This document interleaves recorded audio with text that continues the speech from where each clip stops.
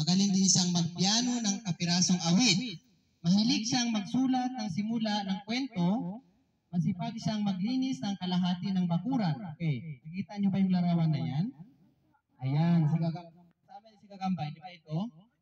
Okay, masipag siyang maglinis ng kalahati ng bakuran.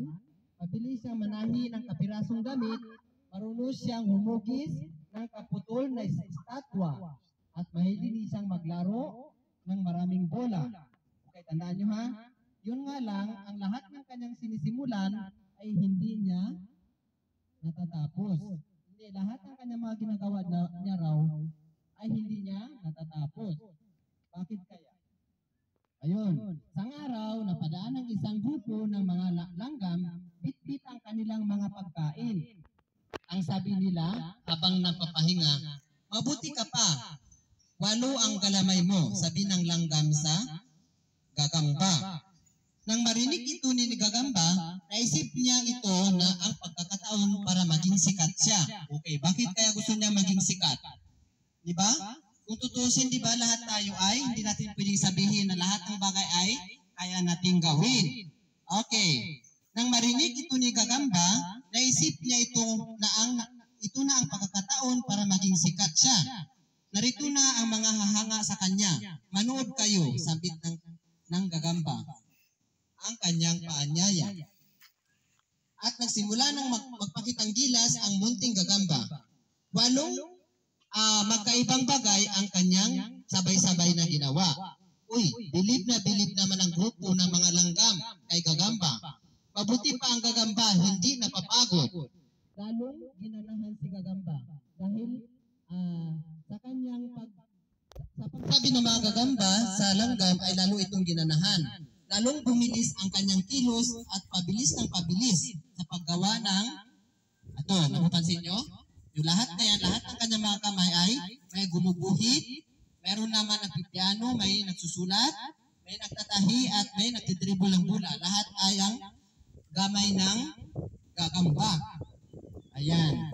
So, bilib naman ang grupo ng mga langgam. Mabuti pa ang Gagamba ay hindi napapagod. Lalong ginaganahan si Gagamba sa narinig nito. Lalong bumibilis ang kanyang kilos hanggang sa pabilis ng pabilis at nagpalakpakan ang mga langgam. Pero, nagtanong ang isa, bakit wala pa siyang natatapos? Ang sabi ng langgam. Inubli ni Gagamba ang kanyang bilis. Kailangan may matapos siya at nang sumikat ng husto. Hilong-hilo na si Gagamba. Pero ayaw niyang tumigil, parang trumpo siya sa bilis. At humingal na siya, pagod na siya. Ayan, ano kaya napapansin ng Gagamba? Hingal na siya, di ba? At sabi pa ng blag, biglang pumaksak si Gagamba. Tapos na ang palabas niya. Nakatinginan ang mga langgam at ang sabi nila, tuladin pala natin siya. At isa-isa nilang binuhat ang kanilang mga daladala at dahan-dahan nang umalis. Okay, anong ginawa ng mga langgam, di ba?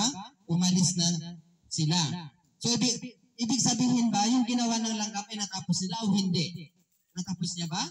Yung kanyang ginawa? Hindi niya natapos. Hanggang sa bumagsak lang siya sa lupa. Nang magising si Gamba, wala na ang langgam sa pagod. Ilang araw siyang hindi nakakilos, pero mula noon, alam na niya para matapos ang mga gawain dapat ay isa-isahin. O mga bata, gusto niyo pa bang makaroon ng maraming kamay? Di ba sapat na ang 2 kamay na ibinigay sa atin para may matapos tayo? Kaya lagi natin siyang pasalamatan. Okay, lahat tayo ay, sino ba ang 4 na kamay dito? Wala, di ba? Lahat tayo ay 2 kamay lang. So 2 kamay lang binigay sa atin ng 2 lang 5 na bigay ng Tuhan. So walang extension, wala nang karagdagang pangkamay.